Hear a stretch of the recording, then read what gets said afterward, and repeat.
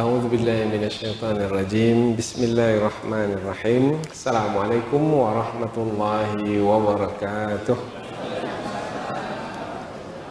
الحمد لله رب العالمين وبه نستعين على أمور الدنيا والدين نستعينه ونستغفره ونعوذ بالله من شرور أنفسنا ومن سيئات أعمالنا فمن يهده الله فلا مضل له ومن يضلل فلا هادي له أشهد أن لا إله إلا الله وحده لا شريك له وأشهد أن محمدا عبده ورسوله لا نبي بعده amma ba'd. Kita bersyukur kepada Allah Subhanahu wa taala yang masih melimpahkan rahmat dan nikmatnya.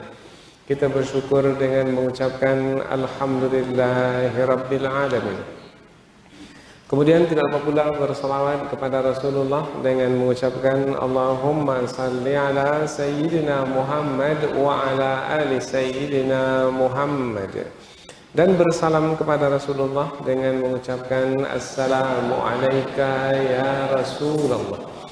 Alhamdulillah kita dapat kembali meneruskan pengajian tafsir ayat-ayat suci Al-Quran yang insyaAllah kita akan teruskan kepada ayat yang ke-28 dan 29 dari surah Hud, yaitu masih lagi menerangkan tentang kisah Nabi Nuh alaihi salam. Lebih khusus dua ayat yang akan kita pelajari menerangkan tentang jawaban Nabi Nuh.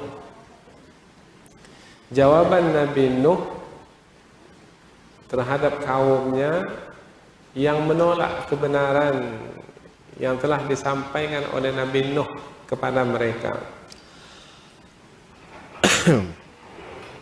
Nabi Nuh alaihi salam menyampaikan kepada mereka bahwasanya beliau adalah sebagai pemberi peringatan, yaitu mengingatkan mereka apabila mereka tidak beriman kepada Allah, tidak tunduk dan patuh kepada Allah, tidak mau menerima kebenaran, maka mereka akan diazab di hari akhirat. Mereka akan diazab selama-lamanya, yaitu azab yang akan memedihkan seluruh tubuh mereka.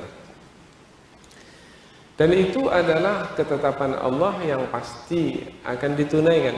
Itu tanda keadilan Allah, yaitu yang tidak beriman di dunia berarti gagal dalam ujian hidup di dunia, karena ujian hidup yang paling besar beriman atau kafir.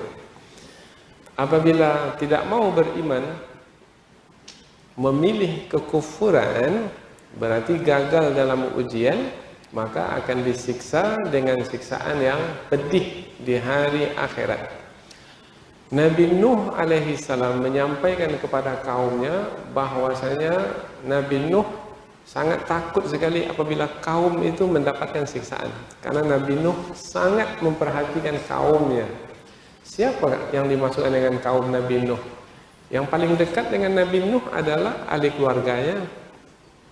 Itu adalah kaum Nabi Nuh. Kemudian lebih luas lagi adalah kaum kerabatnya. Kemudian juga termasuk kaum adalah yang berhubungan, yang bertalian darah dengannya. Kalau dibawa ke atas, mungkin bertemu pada satu datuk atau satu moyang di atas sana, maka ke bawahnya itu anak keturunan moyang tersebut adalah kaum. Nah, Nabi Nuh tak ingin kaumnya itu mendapatkan siksaan yang pedih di hari akhirat, maka disampaikanlah peringatan kepada mereka. Apa kekufuran yang dilakukan oleh kaum Nabi Nuh? Dalam pengajian sebelum ini sudah kita terangkan, yaitu menyembah berhala. Berhala itu mereka buat, yang berhala itu adalah dahulunya adalah orang-orang saleh yang pernah hidup, kemudian dibuatkan gambarnya, setelah itu diletakkan di tempat ibadat, kemudian mereka pahat berupa patung, kemudian mereka sembah dalam perjalanan waktu, maka akhirnya mereka menyembah berhala, dan itu adalah kemusyrikan. Dan kemusyrikan itu adalah kezaliman yang paling besar. Dosa yang paling besar adalah dosa syirik, menyekutukan Allah. Nah, Nabi Nuh menyampaikan kepada mereka, tinggalkan kemusyrikan itu, tinggalkan penyembahan kepada selain Allah. Allah ta'budu illallah, jangan kamu menyembah selain Allah. Yang patut disembah dengan kebenaran hanyalah Allah Subhanahu wa Ta'ala. Itu penyampaian dari Nabi Nuh. Semestinya mereka membuka pikiran mereka. Membuka pikiran maknanya mereka menggunakan akal. Apa memang layak berhala itu disembah? Meminta kepada berhala. Berhala mendengar, tidak melihat, tidak membantu, tak punya kemampuan dalam membantu, melindungi, memelihara. Maka mengapa menyembah, meminta, memohon kepada berhala? Itu adalah kebodohan. Maka Nabi Nuh menyampaikan kebenaran kepada kaumnya. Tapi bagaimana sikap kaum Nabi Nuh terhadap pesan yang disampaikan oleh Nabi Nuh? Karena Nabi Nuh menerima wahyu dari Allah dan itu adalah pesan yang mesti disampaikan. Nah, Nabi Nuh menyampaikannya, tetapi kaum Nabi Nuh menolak kebenaran tersebut. Nah, penolakan kaum Nabi Nuh termasuk anaknya sendiri pun menolak. Dalam ayat yang akan datang kita akan sampaikan kaum Nabi Nuh termasuk anaknya menolak ajakan Nabi Nuh alaihi salam. Dan mereka memberikan alasan bahwasanya mereka tidak menerima kebenaran yang disampaikan oleh Nabi Nuh dan tak mau mengikuti Nabi Nuh karena Nabi Nuh mereka anggap sama saja seperti mereka. Dan yang kedua, pengikut Nabi Nuh itu adalah orang-orang yang miskin, orang-orang yang tidak berkelas, tak punya kedudukan, bukan dari kalangan bangsawan, tak punya kekuasaan. Maka kalau nanti mengikuti Nabi Nuh, mereka akan bercampur dengan orang-orang yang hina. Mereka malu, mereka tak mau. Kemudian yang ketiga, alasan mereka, kalaupun nanti bersama dengan Nuh, kelebihan apa yang akan diberikan oleh Nabi Nuh? Maka dengan tiga alasan ini mereka tidak mau menerima kebenaran yang disampaikan oleh Nabi Nuh alaihissalam. Bahkan puncaknya adalah mereka menuduh Nabi Nuh dan orang-orang yang bersama dengan Nabi Nuh telah berdusta. Nah, berarti tuduhan mereka itu adalah tuduhan yang keji, yang hina. Sebab yang berdusta sebenarnya bukan Nabi Nuh, yang berdusta adalah mereka, karena mereka mendustakan orang yang benar. Mendustakan orang yang benar itu bermakna itulah dia pendusta yang sebenarnya. Maka Allah Subhanahu wa Ta'ala menyampaikan dalam dua ayat yang akan kita pelajari, yaitu supaya Nabi Nuh alaihi salam menjawab penolakan mereka itu. Maka jawaban dari Nuh alaihi salam adalah, wahai kaumku, seandainya aku berada di atas bukti yang nyata, dan aku akan beritahukan kepadamu bahwasanya aku berada di atas kebenaran, dan bukti aku di atas kebenaran adalah nyata sekali ini, maka kira-kira kamu mau menerima kebenaran atau tidak? Nah, kemudian yang kedua,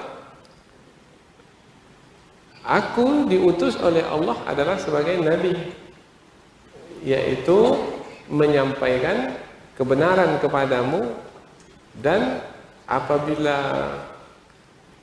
penyampaianku itu diterima, difahami, diterima, maka akan mengetahui bahwasanya yang kusampaikan itu akan menjelaskan yang benar itu benar dan yang salah itu salah, yang hak itu hak, yang batil itu batil, yang menguntungkan itu menguntungkan, yang merugikan itu merugikan.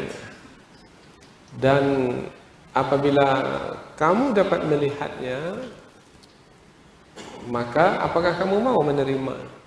Kemudian apabila kamu tak juga melihatnya, karena mungkin hati itu sudah tertutup. Nah, kalau kamu tak dapat melihatnya, apakah aku akan memaksamu juga? untuk beriman? Apakah ada seorang Rasul memaksa kaumnya untuk beriman? Apakah dalam beriman itu mesti dengan paksaan? Tidak. Maka akan diterangkan dalam ayat bahwasanya di dalam beriman atau memeluk Islam tidak ada paksaan. La ikraha fid din. Tidak ada paksaan di dalam memeluk agama. Tapi kalau sudah masuk dalam agama Islam, kalau sudah dengan kerelaan masuk dalam agama Islam, maka mesti yang diperintahkan oleh Allah mesti buat. Kalau tak buat akan mendapat hukuman. Nah, maka apabila sudah memeluk Islam kemudian tidak menjalankan kewajiban dalam Islam, maka akan mendapatkan hukuman. Maka jangan pula mengatakan, mengapa pula paksa saya untuk menjalankan syariat Islam. Apabila telah memeluk Islam, maka mesti menjalankan syariat Islam. Apabila tidak, maka nanti akan diberi hukuman. Banyak bentuk-bentuk hukuman di dalam Islam. Bahkan kalau sudah memeluk Islam kemudian keluar dari Islam, masuk Islam itu dengan kerelaan, tak ada paksaan. Tapi kalau masuk Islam, sudah dalam Islam kemudian keluar, dalam Islam ada hukumannya itu. Apa hukumannya? Bunuh. Ya, hukuman untuk orang yang murtad. Murtad maknanya keluar dari agama Islam, yaitu hukumannya bunuh. Apa sebab? Nanti kita akan bahas lebih lanjut di dalam tafsir, yaitu orang yang dengan kerelaan masuk dalam agama Islam berarti bersedia untuk menjalankan syariat Islam, kemudian dia keluar, bermakna dia sudah merusak kehidupan umat Islam itu. Maka apabila dia ini adalah telah merusak kehidupan umat Islam, maka ia mesti mendapatkan hukuman. Hukumannya berat sekali, yaitu hukuman bunuh. Nah,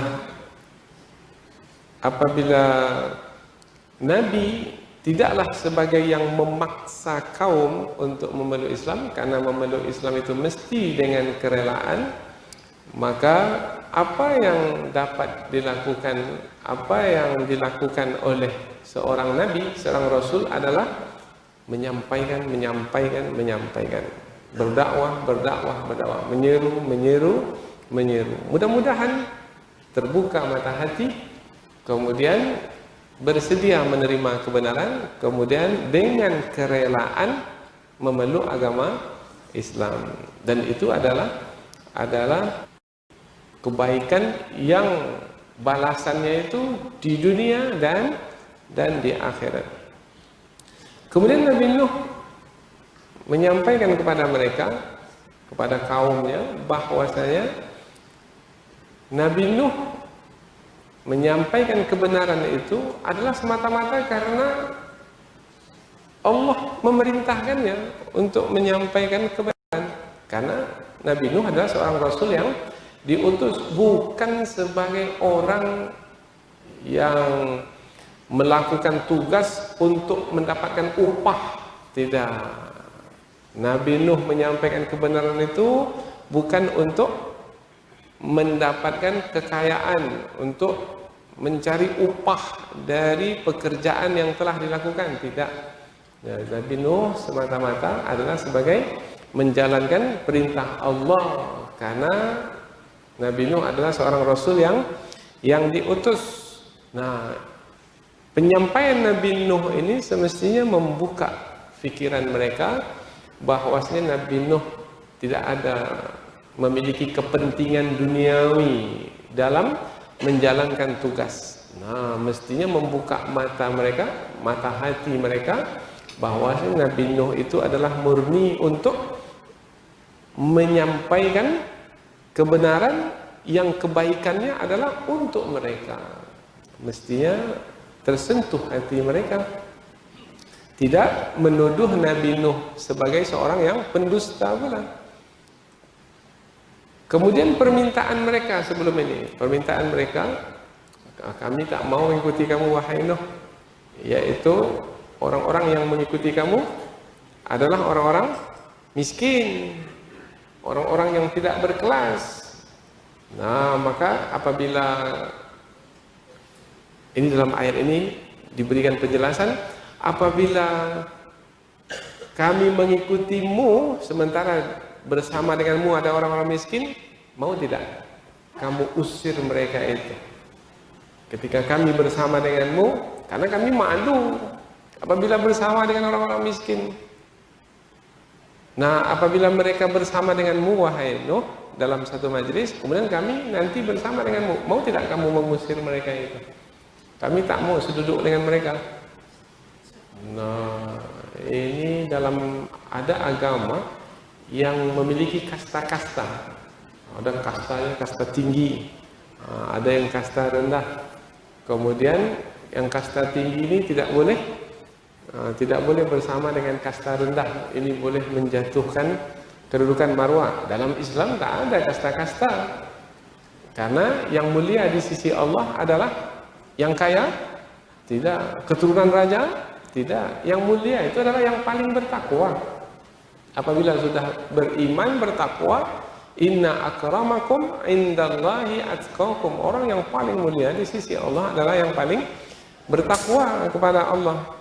Nah, maka Nabi Nuh mengatakan, kalau kamu perintahkan pula aku untuk mengusir mereka dariku, sementara mereka adalah orang-orang yang telah beriman. Oh, aku tak mau. Apa sebab? Sebab bila aku mengusir mereka, berarti aku telah melakukan keburukan, dan aku yang akan menanggung nanti di hadapan Allah di hari akhirat. Oh, aku tak mau. Mereka nanti meninggal dunia, kemudian mereka menghadap Allah, mereka akan mengadu kepada Allah. Nuh dahulu ketika dunia mengusir kami untuk mengambil hati orang-orang yang kaya. Maka kata Nabi Nuh, kalau itu pengaduan mereka nanti, saya tak mampu untuk menanggung hukumannya, siksaannya. Jadi Nabi Nuh tidaklah mengalahkan kepentingan orang-orang beriman hanya disebabkan karena keinginan orang-orang kafir. Itu pada hari ini mesti seorang pendakwah begitu.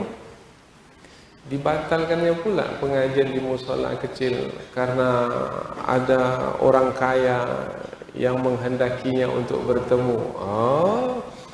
Tanggunglah akibatnya nanti ketika menghadap Allah. Nanti jemaah itu mengadu di hadapan Allah. Ya Allah, ustadz itu ya Allah sudah berjanji untuk datang ke surau kami. Rupanya dia karena diminta oleh orang lain untuk bertemu, kemudian dia batalkan pengajian di tempat kami. Siksa dia ya Allah. Allahu Akbar.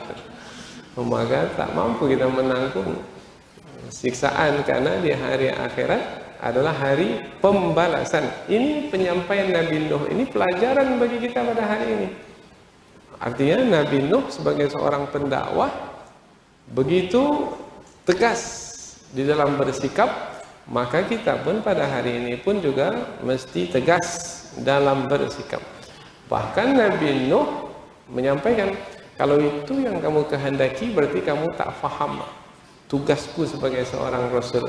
Jadi yang dipersalahkan oleh Nabi Nuh itu adalah mereka yang tidak mengerti itu, yaitu bahwasanya apabila seseorang telah beriman kepada Nabi Nuh, siapapun mereka, maka ia adalah orang-orang yang mulia, yang mesti dimuliakan. Maka Nabi Nuh alaihi salam memuliakan mereka karena mereka adalah orang-orang yang tunduk dan patuh kepada Allah. Maka mereka adalah orang-orang yang memang sepatutnya dimuliakan.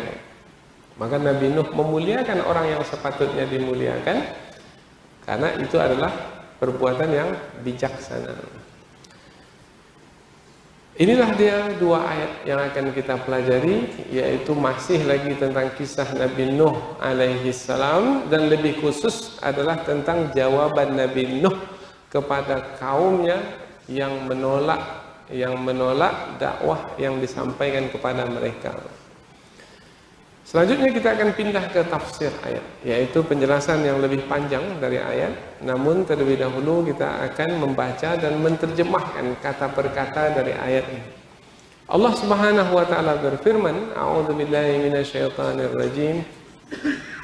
Qala ya qaum ara'aytum in kuntu ala bayyinatin min rabbi wa atani rahmatan min indihi fa ummiyat alaikum anulzimukumuha wa antum laha karihun wa ya qaumi la as'alukum alaihi mala in ajriya illa 'ala Allah wa ma ana bitaridil ladzina amanu innahum mulaqu rabbihim walakinni arakum qauman tajhalun. Allah berfirman, qala, telah berkata. Siapa yang telah berkata?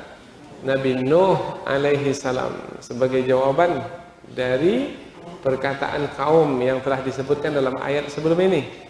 Ya qaumi, wahai kaumku, ara'aitum, apa pandangan kamu? Beritahukan kepadaku, in kuntu, jika aku adalah ala bayyinatin, di atas bukti yang nyata, sehingga dengan bukti tersebut jelaslah yang benar itu benar dan yang salah itu salah, mir rabbi, yang datang dari Tuhanku, wa atani, dan Tuhanku memberikan kepadaku rahmatan, rahmat, min indihi, dari sisinya, fa ummiyat alaikum, dan samar ke atasmu, artinya kamu tak mengetahui dengan jelas, kabur dalam pandanganmu tentang kenabianku, sehingga kamu mengatakan aku sama seperti kamu. Memang sama-sama manusia, tetapi aku adalah manusia yang diberi wahyu oleh Allah. Nah, kamu tak melihat di situ,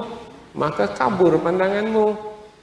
Kalau begitu, anulzimukumuha, apakah kami akan memaksamu untuk menerimanya, yaitu menerima aku sebagai nabi, wa antum, padahal kamu laha karihun, untuk menerima kebenaran itu tidak menyukainya, tidak menyukai untuk menerima kebenaran itu.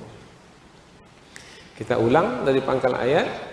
Nabi Nuh berkata, wahai kaumku, apa pandanganmu? Beritahukan kepadaku, jika aku di atas bukti yang nyata dari Tuhanku dan memberikan kepadaku rahmat dari sisinya, dan ia adalah kabur ke atasmu atau bagimu, apakah kami akan memaksamu juga untuk menerima kebenaran itu, padahal kamu adalah orang yang tidak menyukainya?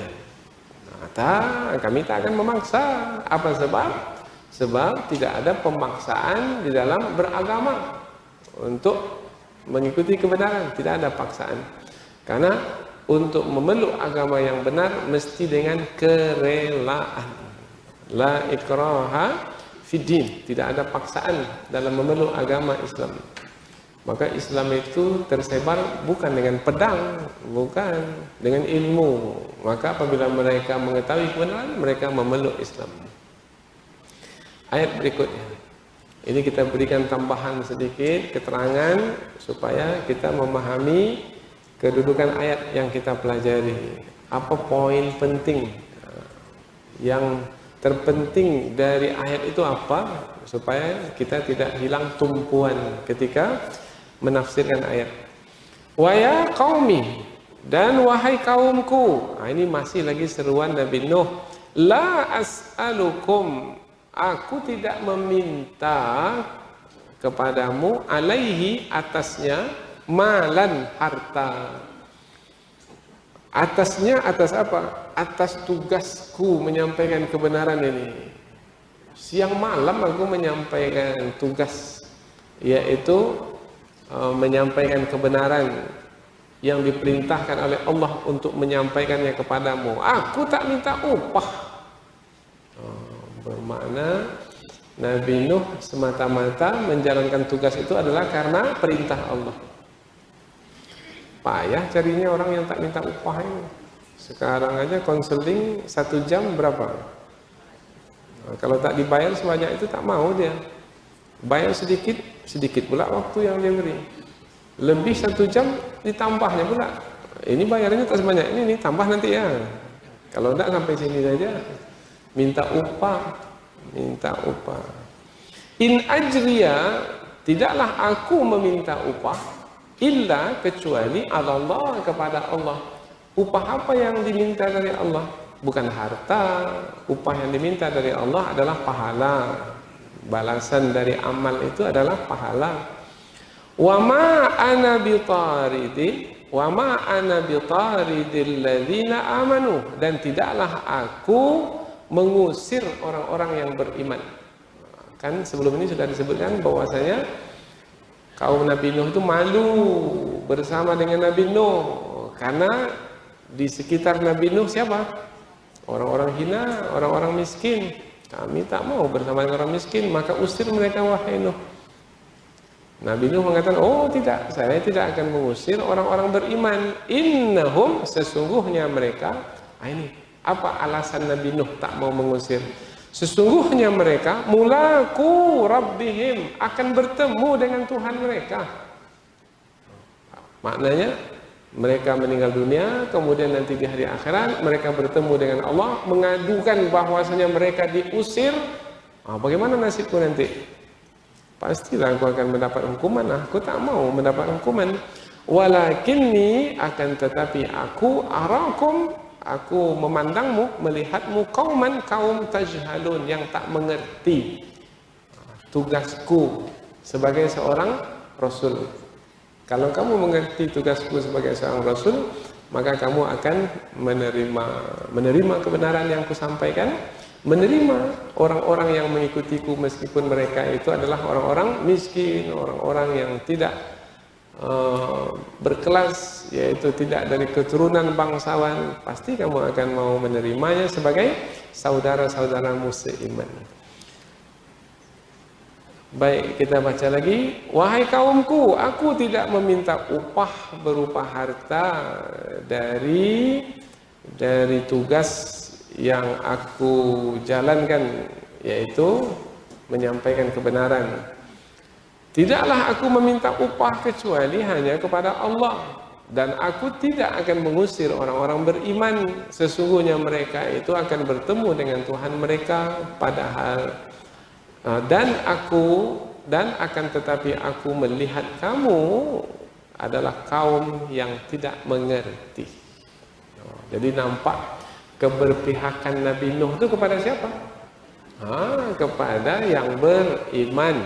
Jelas keberpihakan itu. Di sini penting sebagai pendakwah ini, keberpihakan itu kepada siapa? Ini keberpihakan kepada orang-orang yang tak mengerti. Nah, maka berarti dia telah menjual pengetahuan yang telah ia miliki tentang yang benar itu benar dan yang salah itu salah. Apalagi sebagai seorang pembawa kebenaran, maka mereka ini telah menggadaikan yang berharga pada diri mereka. Inilah dia 2 ayat yang akan kita pelajari, yaitu dari 2 ayat ini jelaslah bahwasanya yang disampaikan adalah tentang jawaban Nabi Nuh alaihi salam kepada kaumnya yang menolak kebenaran. Kebenaran apa yang disampaikan oleh Nabi Nuh alaihi salam? Kebenaran la ilaha illallah. Tidak ada Tuhan yang patut disembah dengan kebenaran kecuali Allah. Yang mana kaum Nabi Nuh menyembah berhala. Jadi mereka ketika disuruh untuk meninggalkan berhala-berhala tersebut, mereka tak mau. Mereka cari-cari alasan. Apa alasannya? Alasannya bukan kaitannya dengan berhala itu. Kaitannya adalah Nabi Nuh sama dengan mereka, sama-sama manusia. Pengikut Nabi Nuh itu adalah orang-orang miskin, orang-orang hina. Nabi Nuh tak punya kelebihan apa-apa. Buat apa mengikuti Nabi Nuh? Bahkan mereka untuk menegaskan diri mereka tak mau menerima kebenaran, maka mereka mengatakan Nabi Nuh dan orang-orang beriman yang bersama dengan Nabi Nuh adalah para pendusta. Maka dijawab oleh Nabi Nuh alaihissalam. Maka ayat ini adalah pelajaran yang sangat berharga bagi kita. Andaikan mendapatkan persoalan yang sama sekarang seperti yang didapat oleh Nabi Nuh dahulu, maka sampaikan kepada mereka bahwasanya apabila kita menyampaikan kebenaran, maka kita berada di atas bukti yang nyata, maka kita akan sampaikan kepada mereka. Apabila mereka memahaminya, maka keberuntungan untuk mereka apabila setelah memahami mereka menerima kebenaran tersebut, beriman dan meyakininya. Kalau tidak, mereka merugi. Mereka sudah tahu kebenaran tapi tak mau mengikuti. Kemudian diberitahukan juga kepada mereka bahwasanya apabila telah mengetahui yang benar itu benar, maka adalah beruntung untuk mengikuti kebenaran tersebut. Tetapi berapa banyak manusia yang tidak dapat mengetahui yang benar itu benar, meskipun yang benar itu sudah jelas. Apa sebab? Sebab bukan bulan itu yang tak terbit, padahal malam itu malam purnama terbit. Orang banyak mengatakan bulan purnama terbit, tapi dia pula mengatakan mana ada terbit bulan purnama. Rupanya matanya yang bercirit. Tahu bercirit? Berciritnya ada kotoran di matanya, maka tertutup matanya itu. Punya mata, punya, tapi juga mana ada bulan purnama. Karena ada kotoran yang menutupi matanya. Kalau sudah seperti itu, sudah macam mana mau buat? Karena cahaya purnama itu betul yang tak sampai ke mata mereka, yaitu kenabian Nabi Nuh itu betul yang tak sampai kepada mereka. Tak dapat dia melihat Nabi Nuh itu sebagai nabi. Padahal bukti yang nyata Nabi Nuh sebagai nabi sudah jelas. Kalau sudah seperti itu, maka Nabi Nuh mengatakan tak ada hakku untuk memaksa kamu pula untuk menerima kebenaran, karena menerima kebenaran, memeluk agama Islam untuk beriman mesti dengan kerelaan, bukan dengan paksaan. Nah, inilah dia pembahasan kita, yaitu tentang bimbingan Allah Subhanahu wa taala kepada Nabi Nuh alaihissalam bagaimana bersikap terhadap kaum yang menolak. Maka ia juga adalah bimbingan bagi kita. Kalau dahulu ketika ayat ini diturunkan kepada Rasulullah, bimbingan bagi Rasul bagaimana menghadapi kaum yang menolak kebenaran. Dan pada hari ini juga adalah bimbingan bagi kita bagaimana menghadapi orang-orang yang menolak kebenaran. Kita lanjutkan ke tafsir ayat, yaitu penjelasan yang lebih panjang lagi dari ayat, dengan harapan kita akan lebih dekat lagi dengan kandungan ayat.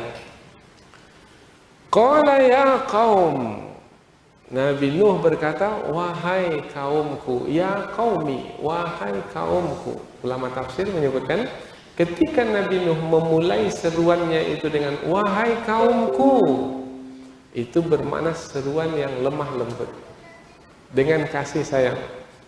Bukan langsung Nabi Nuh menyampaikan pesan, enggak, dipanggil dulu kaum itu. Seorang ibu umpamanya tidak langsung dia memerintah anaknya, enggak, tapi dipanggilnya anak itu dulu, anakku. Dengan seruan itu, maka si ibu ini berarti memanggil anaknya dengan kasih sayang. Jadi Nabi Nuh dalam berdakwah dengan hati. Jadi pendakwah yang berhasil itu adalah pendakwah yang berdakwah dengan hati, yang menyeru manusia dengan hatinya. Maka dikatakan kalau dari hati akan sampai ke hati nanti. Tapi kalau dakwah itu hanya dari mulut, maka dia hanya sampai ke tepi telinga saja, mainan di telinga. Setelah itu tak ada bekasnya. Maka dalam bahasa Arab, fa in kana minal qalbi fa ilal qalbi. Kalau dari hati sampai ke hati. Ada sentuhan hati di situ. Wa in kana minal lisani la yatajawazul adhani. Kalau hanya dari lidah, dia sampai ke telinga saja. Mainan telinga saja. Selesai pengajian, selesai. Tak ada sampai menyentuh hati, merubah sikap, enggak. Tapi kalau dakwah itu dari hati pendakwah itu sendiri, maka dia memberikan sentuhan ke dalam hati orang-orang yang didakwah. Qala ya qaumi, wahai kaumku. Ini sentuhan kasih sayang dari Nabi Nuh yang memanggil kaumnya. Ara'aitum, apa pendapatmu? Jadi Nabi Nuh membuka fikiran, bukan meminta-minta saja untuk mengikutinya, enggak. Diajak kaum itu untuk berfikir. Kan yang paling berharga pada diri manusia adalah akal. Allah berikan akal kepada manusia supaya manusia berfikir. Nah, wahai kaumku, gunakan akal fikiranmu, yaitu apa pendapatmu? Aku minta pendapatmu. Gunakan akal fikiranmu. In kuntu ala bayyinatin, jika aku berada di atas bukti yang nyata. Bayyinah, bana, maknanya jelas. Bukti yang nyata yaitu bukti Nabi Nuh sebagai seorang yang nyata, Rasul sebagai penyampai kebenaran. Apa bukti Rasul sebagai seorang Rasul? Yang membuktikan Rasul sebagai seorang Rasul apa? Mukjizat. Nah, mukjizat itu adalah tanda kekuasaan Allah yang diberikan kepada seorang Rasul untuk membuktikan seorang Rasul itu adalah betul seorang Rasul. Berarti dengan bukti yang nyata itu tidak ada alasan bagi manusia untuk menolak Rasul yang diutus. Umpamanya dahulu bukti kerasulan Nabi Muhammad apa? Banyak sekali bukti kerasulan Nabi Muhammad. Di antaranya adalah Al-Quran yang diturunkan kepada Rasulullah.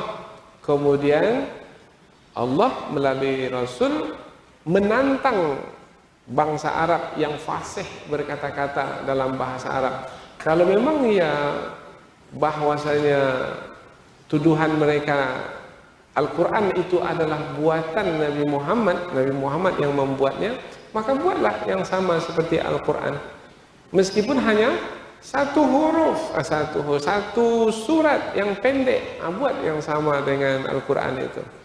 Fa illam taf'alu wa lam taf'alu, jika kamu tak mampu, dan memang kamu tak akan mampu, meskipun kamu minta tolong pada siapapun. Ini sudah disebutkan dalam ayat sebelum ini. Wattaqun naral lati waquduha an-nas wal hijarah uiddat lil kafirin. Mereka tak mampu dan memang tidak akan pernah mampu selama-lamanya. Nah, ini berarti bukti yang nyata. Ini mukjizat bahwasanya Al-Quran itu sebagai bukti Nabi Muhammad sebagai Rasul. Nah, maka tidak ada alasan untuk tidak beriman. Dan jangan mencari-cari alasan. Nah, dalam ayat sebelum ini kaum Nabi Nuh mencari-cari alasan. Apa alasan yang dicari-cari? Yang tiga itu. Apa yang tiga itu? Yang sudah disampaikan tadi. Tak perlu disampaikan lagi berulang kali. Nah, maka jangan mencari-cari alasan. Wa atani rahmatan min indih. Nah, yang kedua Nabi Nuh menyampaikan, wahai kaumku, Allah telah memberikan kepadaku rahmat. Ulama tafsir menjelaskan makna rahmat di dalam ayat ini adalah kenabian. Allah telah memilihku menjadi nabi. Allah telah memilihku menjadi rasul. Ya, jadi pemilihan nabi, pemilihan rasul itu adalah berdasarkan kehendak Allah. Allahu a'lamu haitsu yaj'alu risalatah. Allah itu lebih tahu kepada siapa ditetapkan kerasulan itu. Jadi siapa yang diangkat menjadi rasul, Allah lah yang tahu. Itu adalah kehendak Allah. Nah, Allah telah memilihku menjadi rasul. Namun sayangnya fa'amiyat alaikum. Namun sayangnya aku sebagai Rasul, kamu tak melihat dengan jelas aku sebagai Rasul. Itulah dia sayangnya.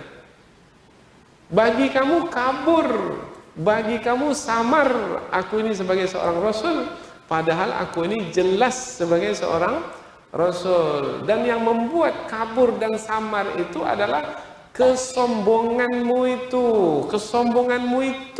yang menutupimu dari melihat aku sebagai seorang Rasul. Nah, kira-kira begitulah. Kita pun juga begitu sebenarnya. Kalau ada kesombongan dalam hati, kemudian ikut pengajian, tak akan mungkin dapat ilmu. Tidak akan mungkin. Kesombongan itulah yang menghalang kita untuk dapat ilmu. Mulai masuk itu, maka dia pun sombong. Ini ustaz yang menyampaikan ilmunya tak seberapa ini. Ada, tak akan mungkin dia dapat ilmu. Karena dia sudah merendahkan guru yang ada di hadapannya. Macam mana dia mau dapat ilmu? Padahal kalau dia mau merendahkan diri, maka terbuka hatinya. Terbuka hati, maka Allah boleh saja memberikan ilmu kepadanya melalui penyampaian guru, atau mungkin juga Allah langsung meletakkannya dalam hatinya. Paham ya?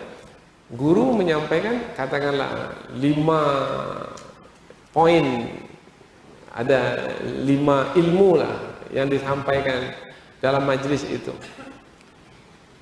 Kemudian dia menangkap 5 ilmu yang disampaikan oleh guru itu. Bahkan Allah menambahkan yang tidak disampaikan oleh guru itu dia pun juga memahami. Ada 2-3 lagi yang dia dapatkan. Dari mana dia mendapatkannya? Guru tak ada menyampaikannya. Dari Allah yang maha mengetahui. Wa yu'allimukum ma lam takunu ta'lamun. Dan Allah mengajarkan kepadamu apa yang kamu tak ketahui. Allah mengajarkannya langsung dengan meletakkan langsung ilmu itu ke dalam hati. Itu apabila hati itu memang layak untuk diberi ilmu. Hati yang bagaimana yang layak untuk diberi? Hati yang merendah di hadapan Allah. Tapi kalau sudah membuat dinding penghalang, apa dinding penghalangnya? Kesombongan, maka tak akan mungkin mendapat ilmu. Nah, jadi apa yang membuat kabur, yang membuat samar sehingga tidak melihat Nabi Nuh sebagai nabi? Keangkuhan, kesombongan. Maka dalam ayat sebelum ini, siapa mereka yang sombong, yang angkuh itu? Al-Malak. Al-Malak itu pemuka-pemuka, pemimpin-pemimpin. Siapa dia? Dia tak punya jabatan. Saya ini kepala dinas ini. Allahu Akbar. Baru kepala dinas sudah sombong. Nah, dengan kesombongan itu tertutup. Allah, siapa dia? Dia baru S1. Saya ini sudah S3 ini. Saya sudah doktor. Dia baru LCMA baru. Pamanya, dia lulusan dalam negeri, sementara saya lulusan luar negara. Ini kesombongan namanya. Itu umurnya masih muda, sementara saya sudah lama hidup ini. Dan seterusnya, dan seterusnya. Kesombongan itu akan menghalang untuk melihat kebenaran. Karena kesombongan itu memadamkan cahaya. Yang membuat kita dapat melihat apa? Cahaya yang membuat dapat melihat. Coba matikan lampu ini. Bisa kita melihat? Melihat kursi yang ada ini. Bisa? Bisa? Yang membuat kita melihat itu cahaya. Kegelapan itu menghalangnya dari melihat yang bisa dia lihat sebenarnya. Tetapi karena tidak diberi cahaya oleh Allah Ta'ala, maka kabur baginya, bahkan gelap baginya kebenaran, yaitu Nabi Nuh sebagai seorang Rasul yang diutus oleh Allah untuk menyampaikan kebenaran, yaitu la ilaha illallah, tidak ada Tuhan yang patut disembah dengan kebenaran kecuali Allah. Setelah penyampaian yang begitu jelas kepada kaum, maka Nabi Nuh mengatakan anulzimukumuha wa antum laha karihun, berbentuk pertanyaan. Kalau aku berada di atas bukti yang nyata dan aku adalah seorang rasul yang diutus oleh Allah, tapi sayangnya kamu tak melihat aku sebagai seorang rasul, apakah aku dan orang-orang beriman akan memaksa kamu juga untuk menerima kebenaran yang aku sampaikan? Oh enggak. Apa sebab? Sebab di dalam beragama tidak ada pemaksaan. La ikraha fid din, qad tabayyana ar-rusydu minal ghayy. Tidak ada paksaan dalam beragama, karena yang benar itu jelas benar, terang, dan yang salah itu jelas salahnya, terang. Maka yang beriman silahkan beriman, yang memilih kekufuran silahkan memilih kekufuran. Dan inilah ujian hidup. Dan ini ujian yang paling besar di dalam hidup.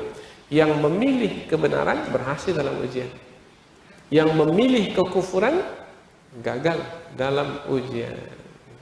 Alhamdulillah kita berhasil dalam ujian dengan memilih kebenaran, dan mudah-mudahan kita bertahan di dalam kebenaran ini sampai meninggal dunia. Karena pasti ada godaan dari musuh. Siapa musuh kita ini? Syaitan, iblis dari kalangan jin dan manusia, menipu, memperdaya, menggoda dan membisikkan kesesatan ke dalam dada kita. Alladzi yuwaswisu fi sudurin nas minal jinnati wan nas. Sehingga ada orang yang sudah beriman kemudian dia keluar dari Islam, memilih kekufuran. Kemudian kita tanya, apa sebab keluar dari Islam? Oh, rupanya karena kekayaan. Oh, rupanya ada dunia yang lain, yaitu entah jabatan lah, entah wanita lah, sehingga dia meninggalkan Islam. Apabila betul-betul menggunakan akal pikiran dan memahami ajaran Islam dalam untuk kehidupan ini, maka tidak akan mungkin meninggalkan agama Islam. Bahkan mereka akan berjuang, berkorban untuk tetap di dalam agama Islam dan menyampaikannya kepada orang lain, karena ia adalah bagaikan mutiara yang sangat berharga bagi hidup. Al-Quran, hadis Nabi, inilah dia dua rujukan di dalam agama Islam yang mulia, menjelaskan tentang kebenaran sebagai kebenaran yang akan menghantarkan kepada keberuntungan, kepada keselamatan di dunia dan di akhirat, untuk dirinya, untuk keluarganya, dan untuk masyarakat.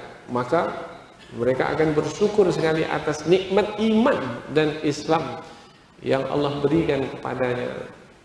Nah, orang yang keluar itu adalah orang yang karena kebodohan atau karena bisikan syaitan, sehingga ia memilih kehidupan dunia ini. Kehidupan dunia, kekuasaan, kekayaan, kemudian juga wanita. Karena ada wanita yang ingin dia kawini tidak beragama Islam. Kata wanita itu, kalau mau bersama saya juga keluar dari Islam. Oh, maka dia pun karena inginkan wanita itu, maka dia keluar dari agama Islam. Ada kejadian seperti ini. Oh, banyak, bukan ada, banyak.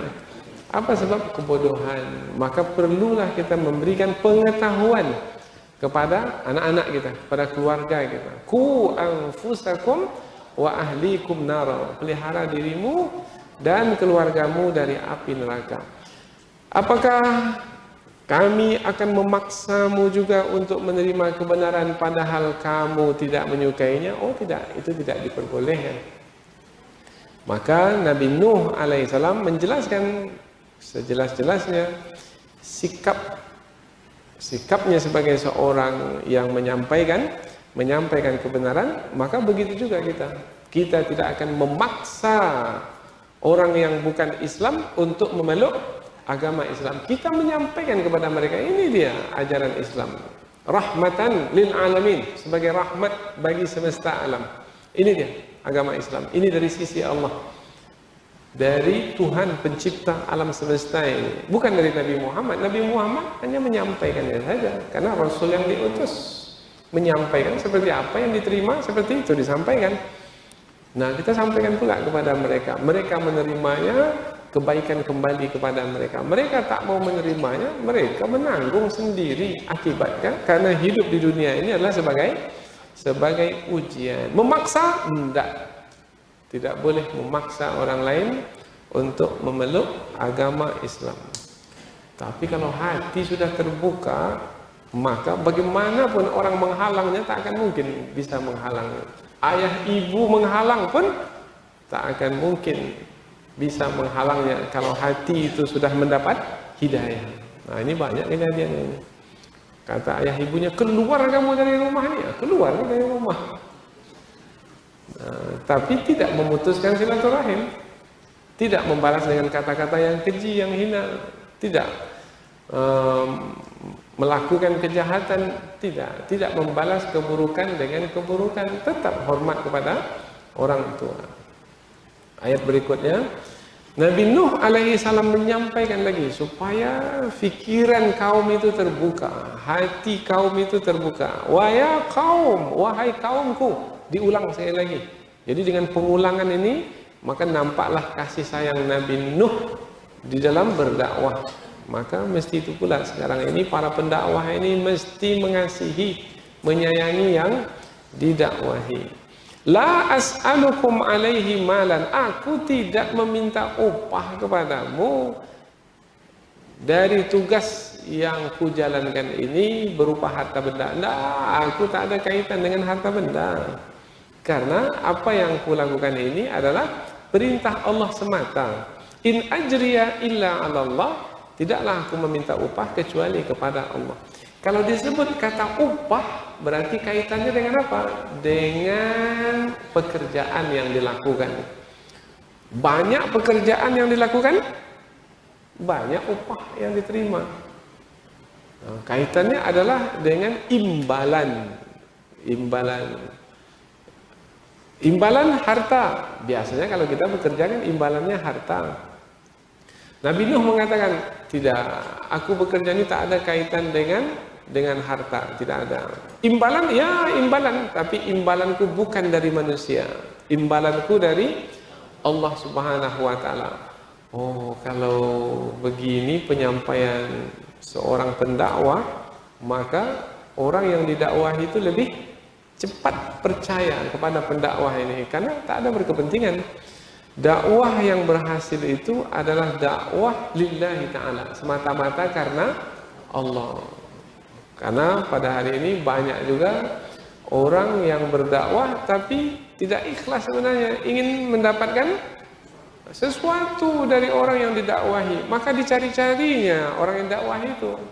Oh, ini orang miskin, tak ada apa yang bisa saya dapat ini. Saya hanya mau berdakwah kepada orang-orang kaya saja. Karena orang-orang kaya ini bisa memberikan upah kepada saya. Oh, bayarannya tinggi, banyak. Maka kalau masjid kecil saya tak mau. Saya mau masjid besar. Kalau orang-orang miskin yang undang saya tak mau. Mungkin saya pula kemungkinan diminta uang nanti lagi oleh mereka. Maka saya mau yang mengundang saya orang-orang kaya. Ini orang yang tidak ikhlas di dalam berdakwah. Dakwah yang dilakukan oleh orang-orang yang tidak ikhlas tidak akan membuahkan hasil. Tidak, malah akan membuat orang yang didakwahi itu kecewa. Allah, kecewa saya Ustaz. Membohongi saya di rupanya. Ada orang yang tertipu oleh orang yang membungkus dakwahnya itu dengan kononnya adalah untuk agama Allah lah, apa yang dilakukannya itu berdasarkan Al-Quran dan Sunnah lah, kemudian itu semata-mata akhirat lah, tapi rupanya tidak memperkaya dirinya sendiri. Allahu Akbar. Ada pendakwah yang menipu seperti itu, ada juga, ada, karena kita hidup di dunia memang begitulah. Ada orang yang baik, ada orang yang ada orang yang buruk. Ada orang yang buruk itu membungkus dirinya sebagai orang yang baik. Rupanya bungkusan saja. Setelah terbuka bungkusnya, oh rupanya ketahuan dia bahwasanya dia adalah orang yang buruk, yaitu orang yang menipu, memperdaya. Nabi Nuh menyampaikan, aku ini adalah orang yang semata-mata menyampaikan apa yang Allah perintahkan kepadaku, maka aku sampaikan kepadamu. Seperti apa aku terima, seperti itu aku menyampaikannya kepadamu. Tidak ada tujuan penyampaianku ini untuk meminta upah darimu. Kalaupun meminta upah juga dari pekerjaan yang kulakukan, aku memintanya dari Allah Subhanahu wa taala. Wah, bagus sekali. Siapa pendakwah yang seperti itu sekarang ya? Saya tak mau upah. Kalau mau mengundang saya silahkan, tapi jangan bayar saya ya. Wah, ada tak seperti itu ya? Jangan bayar. Tapi kalau mau beri bolehlah silakan. Tapi kalau saya minta tidak. Ini di bawah itulah sedikit. Kalau yang mau lebih tinggi dari itu, dia yang membawa uang. Kalau mau mengundang saya silakan. Nanti saya akan menyampaikan pengajian dan saya akan bawa bantuan sekali. Oh Allah, ini hebat ini. Seperti orang-orang yang berdakwah ke suku pedalaman, mana ada dia minta upah dari orang yang ada di pedalaman sana?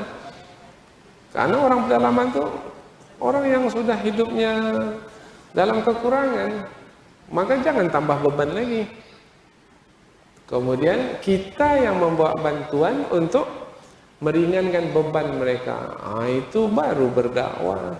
Jadi kalau mau mengetahui ustadz yang sebenarnya ada ke pedalaman atau tidak, itu lihat aja. Kalau dari masjid besar ke masjid besar, kemudian setelah itu diminta ke masjid kecil aja dia tak mau, itu dipersoalkan ustaz itu. Dipersoalkan keikhlasannya, tapi jangan pula cepat menuduh. Ini nampaknya ustaz ini di masjid besar terus, ini masalah ini niatnya nampaknya. Tidak. Nah, boleh jadi dia mungkin ada. Maka kita berbaik sangka, kita ingin mengkaji sekarang ini, yaitu ada yang berdakwah semata-mata karena Allah, tetapi dalam waktu yang sama pasti juga ada yang berdakwah hanya karena kepentingan duniawi. Andaikan kita sebagai pendakwah itu, maka mintalah upah kepada Allah Subhanahu wa taala. Upah yang dimaksudkan adalah pahala, karena hidup kita di dunia ini sebenarnya adalah untuk mengumpulkan pahala. Jadi setiap kali perbuatan kita kerjakan, bagaimana pahala kita bertambah? Kalau bisa meninggal dunia kita, pahala itu masih kita dapatkan. Itu namanya ilmun yuntafa'u bihi, ilmu yang bermanfaat.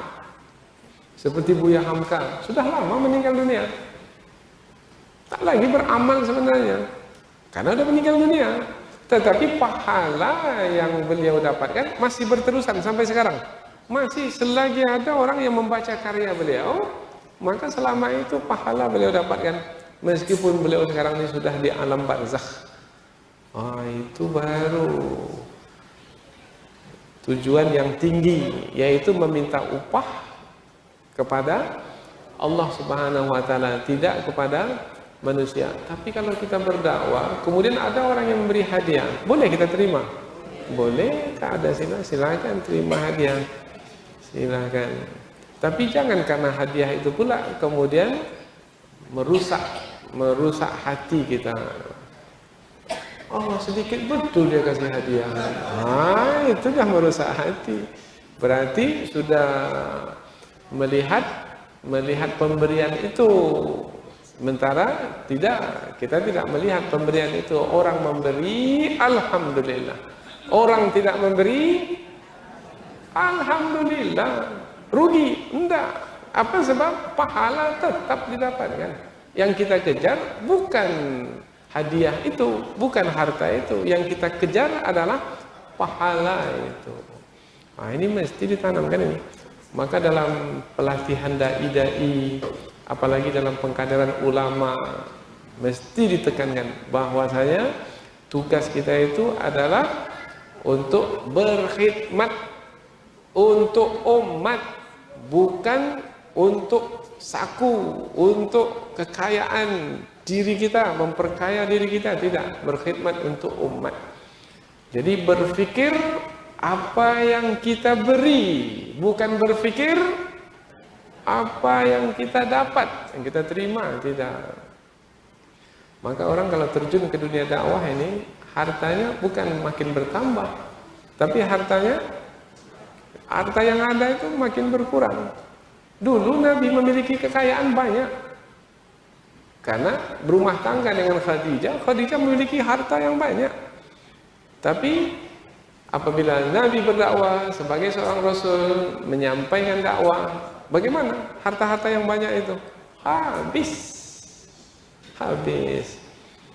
Sehingga ketika Rasulullah wafat, malam itu jasad Rasul masih di rumah, besok baru mau dikuburkan, malam itu jasad di rumah, kemudian pelita yang hidup pada malam itu dihidupkan dengan minyak yang minyaknya itu dipinjam dari tetangga.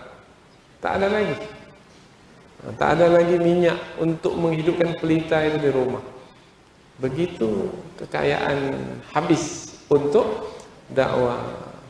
Maka yang menjadi pemimpin, umpamanya mau jadi gubernur, menjadi wali kota, maka jadikanlah kekuasaan itu sebagai lahan dakwah. Maka jadi pendakwah sebagai wali kota, sebagai bupati, sebagai gubernur. Kalau sebagai pendakwah, gubernur sebagai pendakwah, bermakna harta semakin bertambah atau semakin berkurang? Nah, siapa yang gubernur seperti itu sekarang?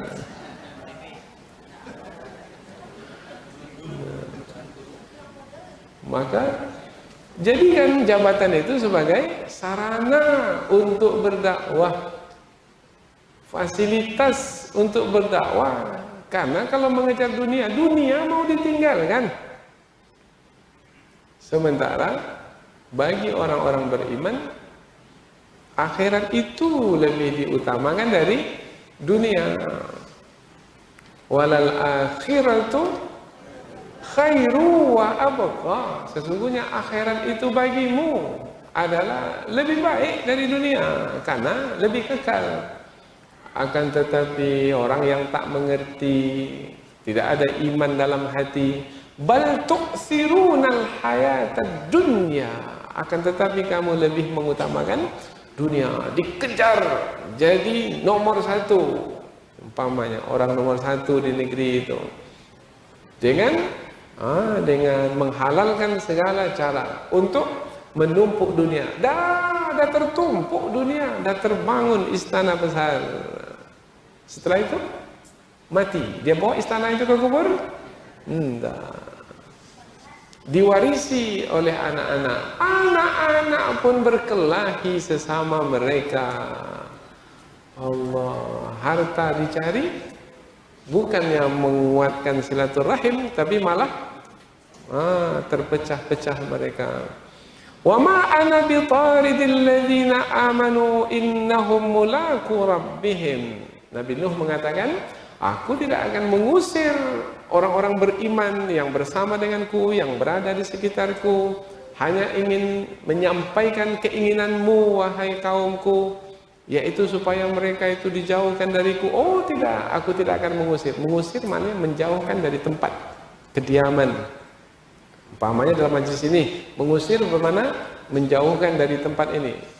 Nabi Nuh tidak mau melakukannya. Apa sebab? Sebab mengusir orang-orang yang baik, orang-orang yang beriman itu adalah kejahatan, kezaliman. Mengusir itu orang yang baik diusir. Kemudian tujuannya untuk mengambil hati orang yang tak ada kebaikan padanya. Maka itu adalah kezaliman, kejahatan. Wala tatrudil ladzina yad'una rabbahum bil ghadati wal 'ashyi yuriduna wajhah. Allah melarang, jangan kamu mengusir orang-orang yang menyeru Allah di waktu pagi dan petang, yang mereka itu mengharapkan keridhaan Allah. Jangan usir mereka itu. Maka kita pun juga demikian. Kalau hanya ingin mendapatkan simpati dari orang-orang kaya, kemudian kita mengusir orang-orang miskin, maka kita tidak akan melakukannya. Mengapa? Nabi Nuh mengatakan innahum, ini al-jumlah at-ta'liliyah, yaitu sebagai alasan mengapa Nabi Nuh tak mau mengusirnya. Sesungguhnya mereka itu mulaku rabbihim, akan bertemu dengan Allah nanti di hari akhirat. Oh, jadi hari akhirat dijadikan pertimbangan. Apa gunanya menyampaikan keinginan orang-orang yang kafir, yang kaya, memiliki kedudukan itu, apabila nanti pada akhirnya akan mendapatkan hukuman dari Allah, yaitu mengusir orang-orang yang baik. Karena mereka itu ketika bertemu dengan Allah, mereka akan mengadukan apa yang mereka terima dahulu ketika di dunia. Maka di dalam Al-Quran Allah juga menegur Rasulullah SAW. Ketika datang seorang yang buta bertanya sesuatu kepada Rasul, kemudian ketika itu Rasul sibuk dengan pemuka-pemuka kafir Quraisy. Siapa tahu apa ayatnya? Abasa wa tawalla an ja'ahul a'ma. Nabi bermuka masam. Kapan Nabi bermuka masam?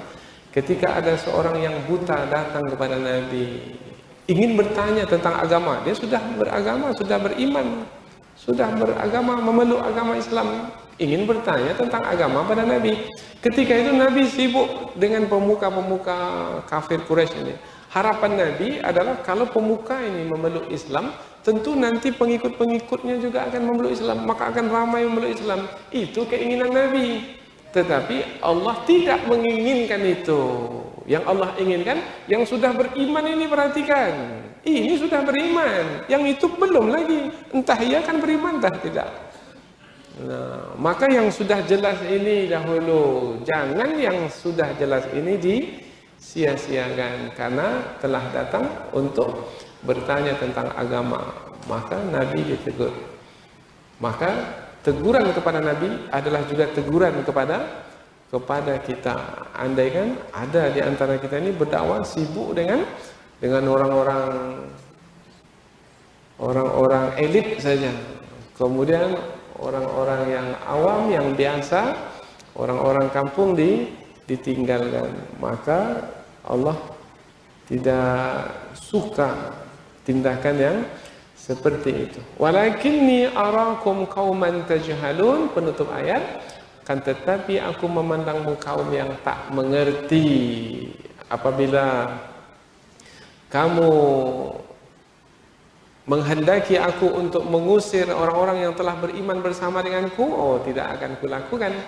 Kalau kamu memintanya, kamu adalah orang yang tak mengerti kedudukanku sebagai seorang Rasul. Kalau kamu mengerti, tak akan mungkin kamu minta yang seperti itu, karena seorang Rasul tidak akan membeda-bedakan antara orang-orang beriman hanya karena kekayaan, karena kekuasaan, karena keturunan. Tidak, karena yang mulia di sisi Allah adalah yang beriman dan bertakwa kepada Allah. Maka keimanan dan ketakwaan itu adalah sebagai penentu, bukan kekayaan, bukan jabatan, bukan keturunan sebagai penentu kedudukan dan kemuliaan seseorang. Nah, ini adalah sikap Nabi Nuh alaihi salam terhadap kaumnya. Maka apabila kaum Nabi Nuh menolak kebenaran, Allah membimbing Nabi Nuh alaihi salam. Apabila mereka melontarkan tuduhan, Allah membimbing Nabi Nuh untuk memberikan jawaban. Maka kisah Nabi Nuh ini menjadi pelajaran bagi Nabi Muhammad dahulu dan bagi kita sekarang ini. Mudah-mudahan ada manfaatnya. Subhanakallahumma wa bihamdika asyhadu an la ilaha illa anta wa astaghfiruka wa atubu ilaik. Wassalamualaikum warahmatullahi wabarakatuh.